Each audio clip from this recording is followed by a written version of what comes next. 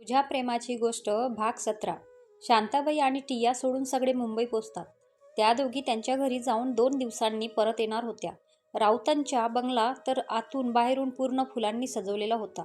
आराध्या तर सगळं बघतच राहिली. घरच्या उंबरठ्यावर ठेवलेले माप ओलांडून ती गृहप्रवेश करते. समोर कुंकवाने भरलेलं ताट ठेवलेलं होतं. आराध्या तिचा एक पाय त्या ताटात ठेवते, दुसरा ठेवणार तोच तिचा तोल जातो. रुद्र पटकन तिचा हात पकडतो आणि तिला आधार देतो. शालिनी बोलली, अशीच आयुष्यभर एकमेकांना सांभाळून घ्या. लक्ष्मीच्या पायाने आराध्या आत येते. हात कुंकवात बुडवून ती भिंतीवर ठेवते. नंतर दोघेही देवघरात जाऊन देवाचं दर्शन घेतात. आराध्या बोलली, देवा, मी खूप मोठं पाऊल उचललं आहे. मला या सगळ्या गोष्टीला समोरे जायची शक्ती दे. रुद्रवर विश्वास ठेवून की नाही काहीच कळत नाही. तो ज्या प्रकारे जीव तोडून बोलतो, यावरून तरी मला असंच वाटतं की तो खरं बोलत आहे. त्याच्या डोळ्यात मला प्रेम दिसतो. पण मग मी माझ्या डोळ्यांनी पाहिलं होतं ते काय? देवा, या सगळ्यातून मला तूच मार्ग दाखव. रुद्र बोलला, देवा, एक मुलगी माझ्या भरोशावर या घरात आली आहे. तिचा विश्वास पुन्हा जिंकायचा आहे. या घरात तिला सामावून घ्यायचं आहे. माझ्यामुळे तिला आता कुठलाच त्रास नको व्हायला. हे सगळं मी करेलच. फक्त तुझा आशीर्वाद राहू दे. नंतर ते श्यामाकांतराव आणि शालिनी ताईंच्या पाया पडतात. शालिनी बोलली, बस बस, आता तुम्ही जाऊन सगळे आराम करा. प्रीती, आराध्या, चला मी तुम्हाला तुमची रूम दाखवते. पडा थोड्या वेळ. अजित बोलला, अगं आई, वहिनीला दुसरी रूम कशाला? आपल्या दादाची रूम तिचीच ना आता. शालिनी बोलली, हो, पण पूजा बाकी आहे ना अजून. उद्या पूजा झाली की मग ती जाईल तिच्या रूममध्ये. अजित बोलला, अरे, म्हणजे दादाला उद्यापर्यंत कंट्रोल करावं लागेल. जमेल का दादा तुला? अजित मुद्दामून त्या दोघांना चिडवायला बोलतो. प्रीती पण हलकाच आराध्याला धक्का देते. रुद्र बोलला, मी सांगतो तुला कंट्रोल होते की नाही. चल तू माझ्यासोबत. रुद्र मागून त्याची मान पकडून बोलतो. रुद्र स्वतःला सोडवायचा प्रयत्न करत असतो. अजित बोलला, नाही नाही दादा, तू जा, मला नाही ऐकायचं. रुद्र बोलला, नाही आता चलच. रुद्र जवळजवळ त्याला ओढूनच वर घेऊन जातो. आराध्या, प्रीती आणि शालिनी ताई त्यांना हसत असतात. शालिनी बोलली, तुम्ही दोघीही जा, थकल्या असाल ना. आराध्या बोलली, आई, थकल्या तर तुम्ही पण असालच ना.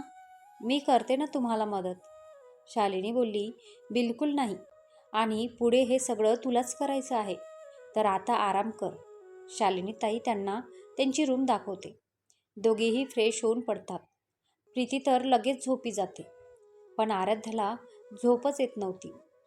आराध्या मनातच बोलते, उद्या पूजा झाल्यावर मला रुद्रसोबत राहावं लागेल. जमेल का मला? विचार करूनच तिच्या अंगावर शहारा आला आणि लगेच तिला रुद्र आणि लक्ष्मी एकमेकांच्या मिठीत असलेले दृश्य आठवलं. तिच्याही नकळत तिच्या डोळ्यातून एक आसू आला. डोळ्यातील आसू आणि मनातील काहूर थांबवण्यासाठी बळजबरी तिने तिचे डोळे लावून घेतले. संध्याकाळ होत आली असते. घरातील एक नौकर दरवाजा वाजवतो. आराध्या दार उघडते. नौकर बोलला, तुम्हा दोघींना बोलावलं आहे खाली. आराध्या बोलली, हो, आलोच. रुद्र आधीच तयार होऊन खाली आलेला होता. आराध्या आणि प्रीतीही खाली येतात. आराध्याने साडीच साधी नेसलेली होती. साडीचा पदर मागून समोर घेऊन हातात धरलेला होता. डोक्यावर छोटी टिकली, हातात चुडा, गळ्यात मंगळसूत्र. खूप सुंदर दिसत होती ती. रुद्र तर तिच्याकडे बघतच राहिला. शालिनी बोलली, आल्या तुम्ही? झाला ना आराम? प्रीती बोलली, हो काकू. शालिनी बोलली, तुम्ही आले, पण हा अजित कुठे राहिला? साहेबांची झोपच नसेल झाली अजून. आता हे हातातलं काम सोडून त्याला उठवायला जावं लागेल. प्रीती बोलली, काकू, तुम्ही राहू द्या, मी बोलावून आणते त्याला. शालिनी बोलली, बरं जा, तो नाही उठला तर मला आवाज दे, मी त्याच्या बाबालाच पाठवते मग उठवायला. प्रीती रुद्रच्या रूममध्ये जाते. बाहेरून आवाज देते तर तो काहीच प्रतिसाद देत नाही. ती दरवाजा लोटून बघते तर तो उघडाच असतो. ती आत शिरते आणि बघते तर हसायलाच लागते. अजित मस्त पाय पसरून गाढ झोपलेला असतो. प्रीती त्याला 1-2 वेळा आवाज देते, तरी तो काही उठत नाही. त्याला हलवून उठवायचं म्हटलं तर तो पूर्ण उघडा होऊन झोपलेला होता, फक्त लोअरवर. काही वेळ तर प्रीती त्याला बघतच राहिली. पीठदार शरीर, एकदम फिट बांधा, गोरा रंग. का कोणास ठाऊक प्रीती स्वतःला आवरू शकली नाही. ती त्याच्या बाजूला बेडवर जाऊन बसली. त्याच्या केसातून हात फिरवला. तो झोपेतच थोडा चुडबुडला. प्रीतीने लगेच तिचा हात बाजूला केला. पुन्हा अजित झोपी गेला. त्याला असं लहान मुलासारखं झोपलेलं बघून तिला हसूच आलं. प्रीती मनातच बोलते, जागी असताना तर किती खडूस सारखा वागतोस रे, आणि आता किती मासूम दिसत आहेस. प्रीती पुन्हा हिम्मत करून त्याच्या जवळ सरकली आणि त्याच्या गालावर ओठ टेकवले आणि लगेच बाजूला झाली. हलकेच गालात हसली आणि जायला वळली तसा तिचा हात मागून पकडला गेला. प्रीती मनातच बोली, म्हणजे अजित जागी होता तर?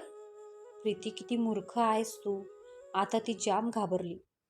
तिच्यात तर मागे वळून त्याला बघण्याची हिंमतही नव्हती.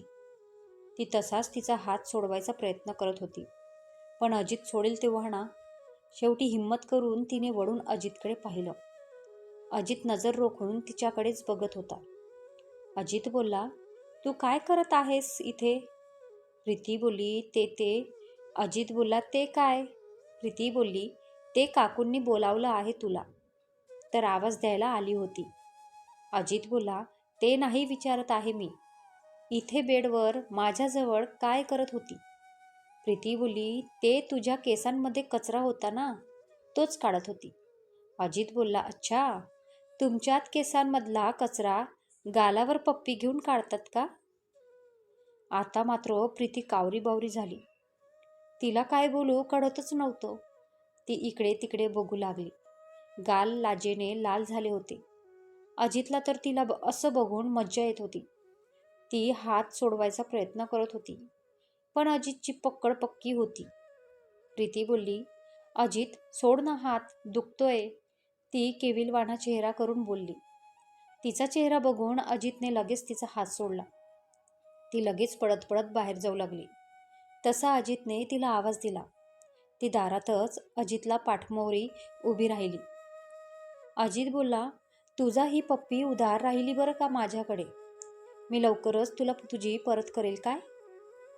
त्याच्या बोलण्याने प्रीती लाजली आणि काहीच न बोलता तिथून निघून गेली. शालिनी बोलली, काय ग, अजित कुठे आहे? प्रीती बोलली, काकू, ते येत आहे. थोड्या वेळाने अजित आला. प्रीती त्याच्या नजरेला नजर देणं टाळत होती. अजितला तिला बघून हसू येत होतं. शालिनी ताई एका मोठ्या पातेल्यात दूध आणि गुलाबांच्या पाकळ्या टाकतात आणि ते आराध्या आणि रुद्रसमोर ठेवतात. अजित आणि प्रीती पण त्यांना सोबत असतात. अजित बोलला, आई, बाबा कुठे आहे? शालिनी बोलली, त्यांच्या डोळा लागला आहे. थकले पण आहेत थोडे, म्हणून उठवलं नाही. बरं, ते जाऊ दे. प्रीती, तू अंगठी टाक. तशी प्रीती त्यांच्या हातातली अंगठी काढून पाण्यात टाकून गोल फिरवते. प्रीती बोलली, हां, आता शोधा हा. आराध्या आणि रुद्र पाण्यात हात टाकतात. अजित व्हिडिओ काढत असतो. पहिल्यांदा आराध्या अंगठी काढते. प्रीती बोलली, जिजू, माहिती आहे ना, ही अंगठी जो जास्त वेळ शोधतो संसारात त्याचीच जास्त चालती राहते बरं का. आता तुझं काही खरं नाही. अजित बोलला, हो दादा, अजून 2 चान्स आहेत तुझ्याकडे. रुद्र बोलला, असं असेल तर मी आधीच हरलो आहे प्रीती. तुझ्या बहिणीपुढे माझं काही चालतं काय? रुद्र असं बोलतो आणि आराध्या चमकूनच त्याच्याकडे बघते. समोर शालिनी ताई बसलेल्या असतात म्हणून ती काही बोलत नाही. खेळताना आराध्या आणि रुद्रच्या हातांचा स्पर्श होत असतो आणि असं झालं की त्यांची नजर एक होत असते.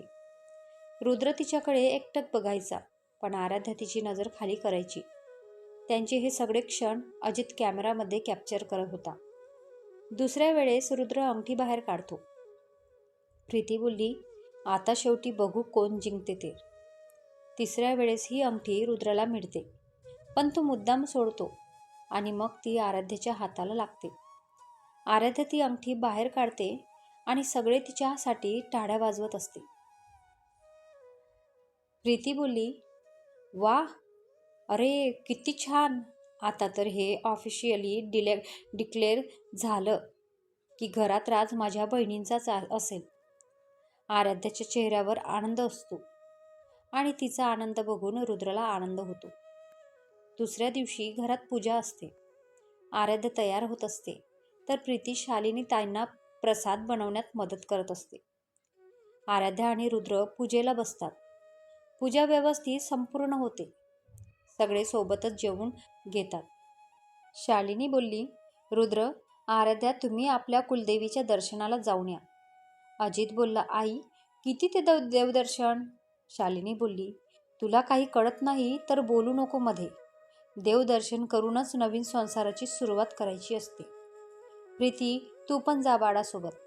प्रीती बोलली, हो काकू. अजित बोलला, मी पण जाणार. तशी प्रीती त्याच्याकडे डोळे मोठे करून बघते आणि अजित तिला कोणाचं लक्ष नाही बघून डोळा मारतो आणि नेमकं त्यांच्या खाणाखुणा बघतो.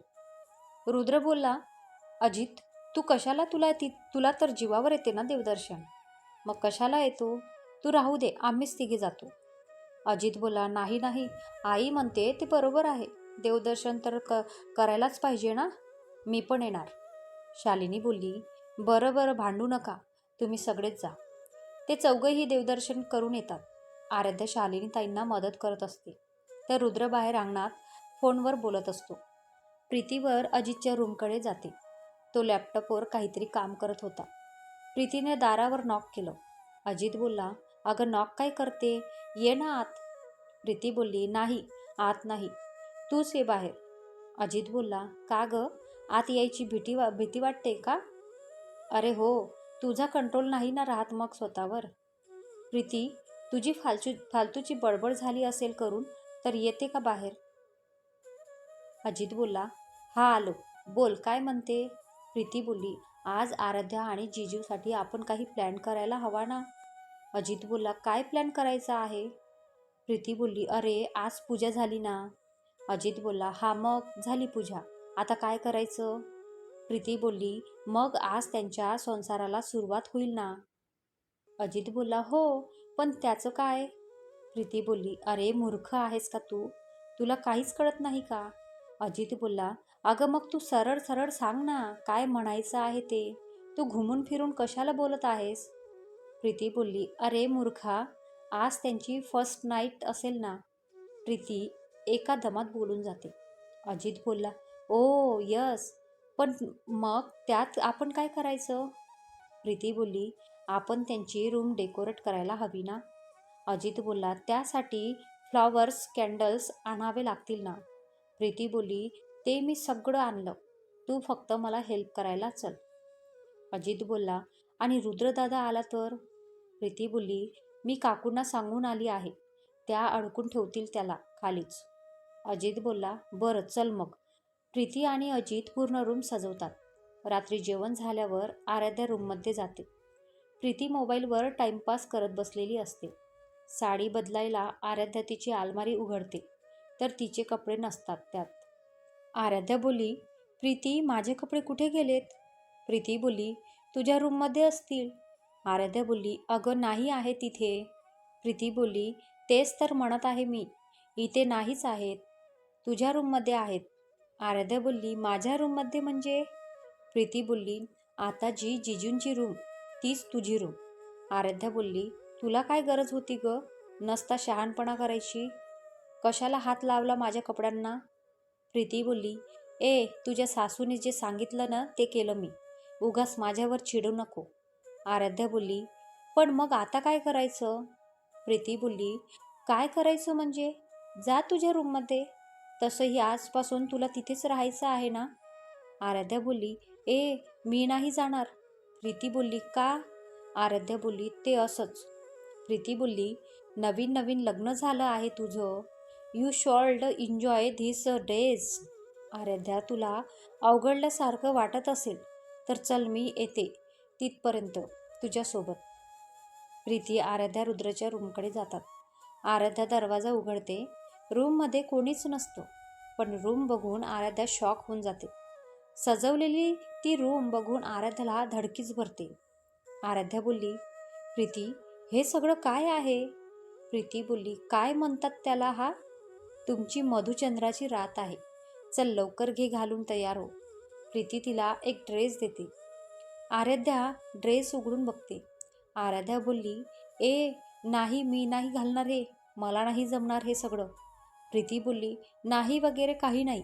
जिजूंनाही कळू दे ना की त्याची बायको किती हॉट आणि सेक्सी आहे. चल चल घाल लवकर. आराध्या बोलली, पण हा ड्रेस तू कधी आणला? प्रीती बोलली, ते सगळं नंतर बोलू, आधी हे घालून ये. आराध्या ड्रेस घालून बाहेर येते. प्रीती तिची छान तयारी करून देते आणि परत तिच्या रूममध्ये निघून जाते. इकडे रुद्र वर येतो. त्याला या सगळ्या गोष्टींची बिलकुल कल्पना नव्हती. तो सरळ मोबाईल बघत बघत त्याच्या रूममध्ये जातो आणि रूम बघून चकित होऊन जातो. तेवढ्यातच आराध्या बाल्कनीतून आत येते आणि तिची आणि रुद्रची नजर एक होते. रुद्र तर काही सेकंद तिच्याकडे बघतच राहतो. रेड कलरची शॉर्ट नाईटी, केस करून करून मोकळे सोडलेले असतात. ती पण रुद्रच्या नजरेने थोडी ओशाळते आणि एका हाताने तिचा ड्रेस खाली करत असते. रुद्रला कळत असतं तसं तो त्याची नजर वळवतो. रुद्र बोलला, तू इथे? आराध्या बोलली, हो, आता ही माझीच रूम आहे ना. रुद्र बोलला, हो हो, पण हे सगळं? तो रूम नेहाळत बोलतो. आराध्या बोलली, ते सगळं प्रीती आणि अजितने केलं आहे. रुद्र बोलला, अच्छा, तू या ड्रेसमध्ये कम्फर्टेबल नसशील तर चेंज करून घे. आराध्या बोलली, का? चांगलं नाही वाटत आहे का हा ड्रेस माझ्यावर? रुद्र बोलला, नाही, तसं नाही. नाही तर आपण नात्याला सुरुवात तरी कशी करायची? तुझ्या मनात माझ्याबद्दल थोडाही विश्वास नाही तर मी हात तरी कसा लावू ग तुला? आता तर जोपर्यंत मी खरं काय तुझ्या समोर आणत नाही ना, तोपर्यंत हात पण नाही लावणार तुला. तो रागारागातच बाल्कनीत निघून जातो आणि आराध्या तिथेच बेडवर रडत बसते. रुद्र बाल्कनीत डोकं पकडून बसते. विचार करून करून त्याचं डोकं ठणकायला लागत होतं. आराध्याला तर कळतच नव्हतं काय खरं आणि काय खोटं. किती स्वप्न असतात मुलींची पहिल्या रात्रीची, पण इथे तर काही वेगळंच झालं. विचार करून करून शेवटी ती थकली आणि कधीतरी खूप उशिरा तिला बसल्या बसल्या झोप लागली. इकडे रुद्र ही बाहेर बाल्कनीतल्या सोफ्यावरच झोपी गेला. पहाटे पहाटे सूर्याची कोवळी किरण ते रुद्रच्या चेहऱ्यावर पडली आणि त्याची झोप मोड झाली. तो उठून बसला. बाजूला पडलेला मोबाईल त्याने हातात घेतला आणि वेळ पाहिला तर सकाळचे 6:30 वाजलेले होते. तो आतमध्ये त्याच्या रूममध्ये आला तर आराध्या बेडवर एका कोपऱ्यात अंग चोरून झोपलेली होती. बहुतेक थंडी वाजत असेल तिला. त्याने तिच्या अंगावर ब्लँकेट टाकलं आणि तिच्या डोक्यावरून हात फिरवला. रुद्र मनातच बोलतो, सॉरी आराध्या, उगाच चिडलो मी तुझ्यावर काल. सगळा राग तुझ्यावरच काढला. रुद्र फ्रेश झाला आणि खाली निघून गेला. प्रीती आणि अजित आधीच खाली आलेले होते. शालिनी ताई, श्यामाकांतराव, अजित, प्रीती आधीच चहा घेत बसलेले होते. रुद्र पण त्यांनाच जॉईन झाला. अजित बोला, अरे दादा, तू उठला पण? मला वाटलं आज तुझी काही झोप होणार नाही. शालिनी बोलली, गप्प बस. रुद्र, तू आराध्या खाली नाही आली? रुद्र बोलला, आई ती झोपली आहे, मी काही उठवलं नाही तिला. शालिनी बोलली, बरं केलं, बस, मी चहा आणते तुझ्यासाठी. इकडे आराध्याला जाग आली. ती उठली तर तिला तिच्या अंगावर ब्लँकेट दिसलं.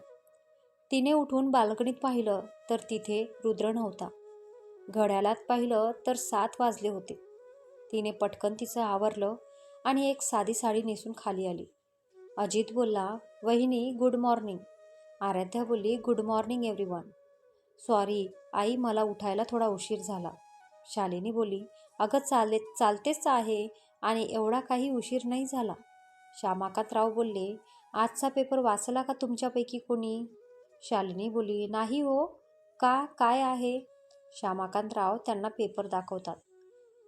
पहिल्याच पानावर रुद्र आणि आराध्याचा मोठा फोटो होता, लग्नातला. त्यांनी लग्नाला जवळचे पण मोजकेच लोक बोलवले होते, पण आता त्यांच्या लग्नाची बातमी वाऱ्यासारखी पसरली होती. जिकडे तिकडे त्यांची चर्चा चालू होती. अजितने TV लावला. न्यूज चॅनलवर पण तीच बातमी, today's top most business man Rudra Patil. पण एवढंच बोलून ते थांबतात. कुठे? त्यांना तर ब्रेकिंग न्यूज हवी असते, मग ती खरी असो की खोटी. आराध्या तर सगळं मन लावून ऐकत होती. ती न्यूज चॅनलवरची संचालक पुढे बोलते, पण मग लक्ष्मीचं काय? रुद्र पाटीलची जवळची मैत्रीण ते म्हणायचे की त्यांच्यात फक्त मैत्री आहे, पण खरं तर मैत्रीपेक्षा खूप काही जास्त होतं. एवढंच नाही तर आम्हाला हे पण कळलं आहे की रुद्रच्या लग्नाला लक्ष्मी हजर नव्हती. आपल्या बेस्ट फ्रेंडच्या लग्नाला कोण नाही जात? रुद्र आणि लक्ष्मीचं ब्रेकअप झालं का? रुद्रने लक्ष्मीला लग्नाला बोलावलं नाही का? की आपल्या प्रियकराला दुसऱ्या मुलीशी लग्न करताना लक्ष्मी बघू शकत नव्हती, म्हणून ती लग्नाला गेली नाही. ती पुढे काही बोलणारच, तोच अजितने टीव्ही बंद करून टाकला. शालिनी बोलली, काहीही बोलतात हे न्यूजवाले, माहीत नाही काही नाही आणि काही पण लावतात आपल्या मनाची. श्यामाकांतराव बोलले, त्यांच्याकडे आपण लक्ष नसतं द्यायचं शालिनी. शालिनी बोलली, हो ते पण आहे, पण रुद्र लक्ष्मी का नाही आली की लग्नाला? तू तिला बोलावलं नव्हतं का? रुद्र बोलला, अगं आई, तिचं शूटिंग चालू होतं ना, म्हणून नाही जमलं तिला. पण उद्या येत आहे ती, सरळ आपल्याच घरी येणार आहे, मग रागावस तिला तू चांगलं. रुद्र बोलला आणि आराध्याने त्याच्याकडे चमकूनच पाहिलं. शालिनी बोलली, हो हो, मी चांगलं कानच धरणार आहे तिचा. प्रीती बोलली, ठीक आहे, मी पण येते मग.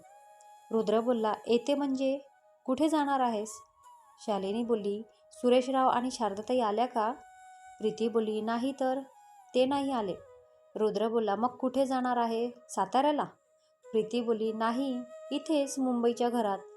आराध्या बोलली, अगं पण तू एकटी काय करणार आहे तिथे? प्रीती बोलली, अगं असं नाही, पण इथे आणखी किती दिवस राहणार? श्यामाकांतराव बोलले, हे घर काय परकं आहे का तुला? प्रीती बोलली, पण काका. श्यामाकांतराव बोलले, पण वगैरे काही नाही, जोपर्यंत सुरेशराव येत नाहीत तोपर्यंत तू इथेच थांबायचं. प्रीती बोलली, ठीक आहे, पण मी आजपासून ऑफिसला जाणार आहे, सुट्ट्या संपल्या माझ्या. श्यामाकांतराव बोलले, मी काय म्हणतो प्रीती, तू आपल्या ऑफिसमध्ये का नाही जॉईन होत? प्रीती बोलली, सध्या इंटर्नशिप करत आहे ना, ती नाही सोडता येणार मला मध्येच, आणि माझी इंटर्नशिप पूर्ण झाली की मी साताऱ्याला जाणार आहे, तिथल्याच कंपनीमध्ये अप्लाय करणार. अजित बोलला, का तिकडेच, इथे का नाही? प्रीती बोलली, तिकडे बाबा आणि यश एकटे आहेत, त्यांना हवं ना सोबत कोणी. आता फक्त 3 महिने, मग मी परत साताऱ्याला जाणार आहे. तिचं बोलणं ऐकून अजितचा तर चेहराच उतरला. रुद्रच्या ते बरोबर लक्षात आलं. रुद्र बोलला, बाबा मी काय म्हणतो, आपण आपली एक ब्रँच साताऱ्याला पण उघडायची का? अजित बोलला, हो हो, आणि तिचं काम मीच बघेल. अजित ओखात बोलून गेला आणि रुद्र, श्यामाकांतराव त्याला हसायला लागले. प्रीती तर लाजून लाजून लाल झाली होती. आराध्या आणि शालिनी ताईंना काहीच कळत नव्हतं यांचं काय चालू आहे. रुद्र बोलला, चल अजित, आवर लवकर, निघायचं आहे आपल्याला. अजित बोलला, कुठे? रुद्र बोलला, ऑफिसला जायचं आहे ना. शालिनी बोलली, रुद्र 2 दिवसच झाले तुझ्या लग्नाला आणि तुला ऑफिसला जायचं आहे का? रुद्र बोलला, आई अगं सगळे काम पडली आहेत, जावंच लागेल. प्रीती बोलली, अरे पण जिजू, तुम्ही तर आता हनीमूनला जायला हवं ना. अजित बोलला, हो मग वहिनी तू सांग कुठे जायचं तुला? रुद्र बोलला, अजित जाऊ अरे आम्ही, पण आता नको, काही दिवसांनी जाऊ. श्यामाकांतराव बोलले, ठीक आहे, पण मग एकटाच कशाला जात आहे? आराध्याला पण घेऊन जा, ती पण बोर होईल दिवसभर घरी. रुद्र बोलला, ठीक आहे, आवर आराध्या, निघतोय आपण. चल रे अजित. अजित बोलला, मी नाही येणार तुमच्यामध्ये, तुम्ही जा तुमचं, मी येतो मागून. शालिनी बोलली, जा बाळा आराध्या, आवर तू. आराध्या बोलली, हो आई. आराध्या आणि रुद्र आवरून खाली येतात तर खाली शांताबाई आणि टिया आलेल्या होत्या. रुद्रचा तर त्यांना बघून चेहराच पडतो, तो सरळ त्यांना दुर्लक्ष करून बाहेर निघून जातो. आराध्या त्यांना बघून हसते. शांताबाई बोलली, कशी आहेस बाळा तू? बाकी तुझ्या बापाने मस्त लग्न लावून दिलं हा, कशाचीच कमी नाही पडू दिली. आता कुठे ऑफिसला निघाले का? आराध्या बोलली, हो. शांताबाई बोलली, पण चेहरा का ग पडला तुझा? टिया बोलली, अगं पडणारच ना आई, जिच्या नवऱ्याचं दुसऱ्या मुलीवर प्रेम आहे ती खुश कशी असणार? पण कमाल आहे तुझी आराध्या हां. एवढं सगळं माहिती असूनही तू केलंस लग्न रुद्रशी. माना लागेल तुला आराध्या. आराध्या अजून बाहेर आली नाही म्हणून रुद्र तिला बघायला आतमध्ये आला. तर ती शांताबाई आणि टियाशी बोलताना ती दिसते. रुद्र त्यांच्याजवळ आला. रुद्र बोलला, तुमचं झालं असेल बोलून तर आम्ही निघायचं का? शांताबाई बोलली, हो हो, उशीर होईल ना तुम्हाला, निघा तुम्ही. रुद्र आणि आराध्या तिथून निघून जातात. शांताबाई मनातच बोलते, तुला काय करायचं ग? उगाच त्यांच्या मधात पडू नको. आता आता अजितकडे लक्ष दे तू. तो बघ त्या प्रीतीशी बोलत बसला आहे. ती पोरगी जरा जास्तच त्याच्या जवळ करत आहे. तू लक्ष द्यायला हवं तिकडे. चल आता. शांताबाई बोलली, अजित तू ऑफिसला जात आहेस ना, मग टियाला घेऊन जा ना सोबत. तिला पण मंदिरात जायचं आहे. वाटते सोड तिला. अजित बोलला, हो हो सोडतो ना. चल प्रीती, तुला पण तुझ्या ऑफिसला सोडतो. प्रीती बोलली, नाही कशाला, जाते मी.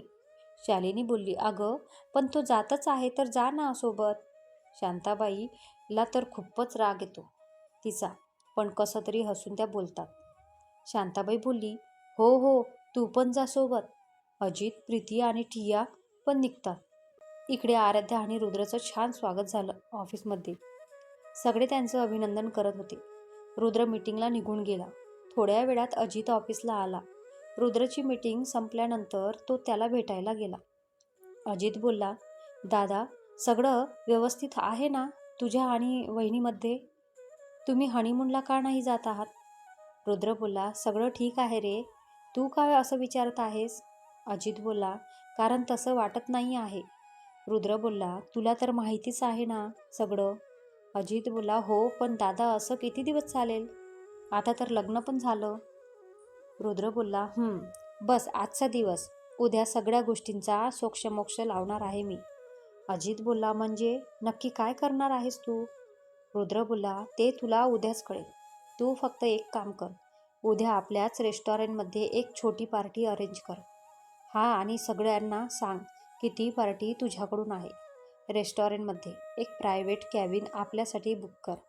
या पार्टीमध्ये फक्त तू, मी, आराध्या, प्रीती, आई बाबा, रिया, राहुल, टिया आणि मामीच असले पाहिजे. बाकी कोणीच नाही. मीडिया तर तिथे फिरकली पण नाही पाहिजे. अजित बोलला, ठीक आहे दादा, होऊन जाईल. पण घरी कसं सगळ्यांना सांगायचं?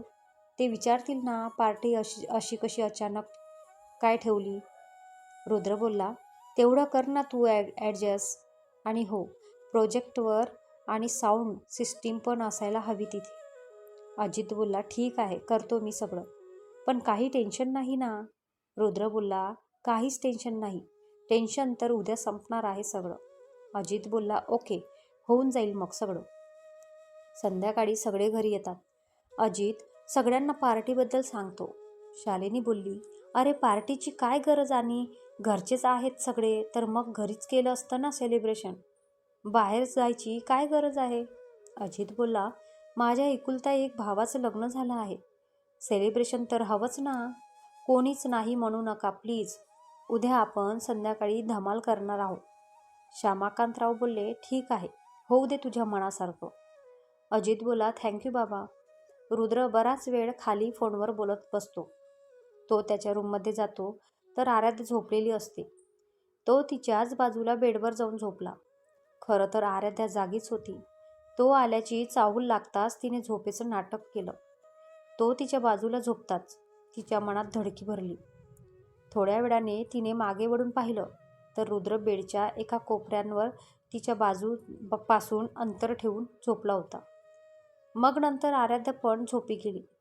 दुसऱ्या दिवशी सगळे आपापल्या कामाला लागले. अजितने पार्टीची पूर्ण तयारी करून ठेवली होती. रिया आणि राहुल संध्याकाळी डायरेक्ट हॉलवर पोहोचणार होते. अजित, रुद्र आणि आराध्या ऑफिसमधून हॉलवर जाणार होते. श्यामाकांतराव, शालिनीताई, शांताबाई आणि टिया घरून सेलिब्रेशन हॉलवर पोहोचणार होते. ऑफिसमध्ये आराध्या लोखंडे सरांसोबत नवीन प्रोजेक्टबद्दल बोलत होती. तोच तिला समोरून लक्ष्मी येताना दिसली. लक्ष्मी सरळ रुद्रच्या कॅबिनमध्ये गेली. ते बघून तर आराध्याच्या काळजात खोल वार झाल्यासारखं झालं. आराध्या मनातच बोलते, अशी कशी ही मुलगी सरळ कॅबिनमध्ये कशी काय जाते? आधीची गोष्ट वेगळी आहे, पण आता रुद्रचं लग्न झालं आहे ना. तिला बोलून काय फायदा? तुझ्याच नवऱ्याला अक्कल नाही आराध्या. त्याला आवडतं ना हे सगळं. हा असं वागतो आणि मग म्हणतो माझ्यावर विश्वास ठेव. थोड्या वेळाने रुद्र आणि लक्ष्मी दोघेही कॅबिनच्या बाहेर येतात आणि ऑफिसमधून निघून जातात. आराध्याला तर इतका राग आला होता रुद्रचा, पण काय बोलणार. शेवटी तिने स्वतःला कामात झोकून दिलं. संध्याकाळी अजित आराध्याच्या कॅबिनकडे गेला. अजित बोलला, वहिनी निघायचं ना आपण? आराध्या बोलली, हो. आपण दोघेच आहोत का?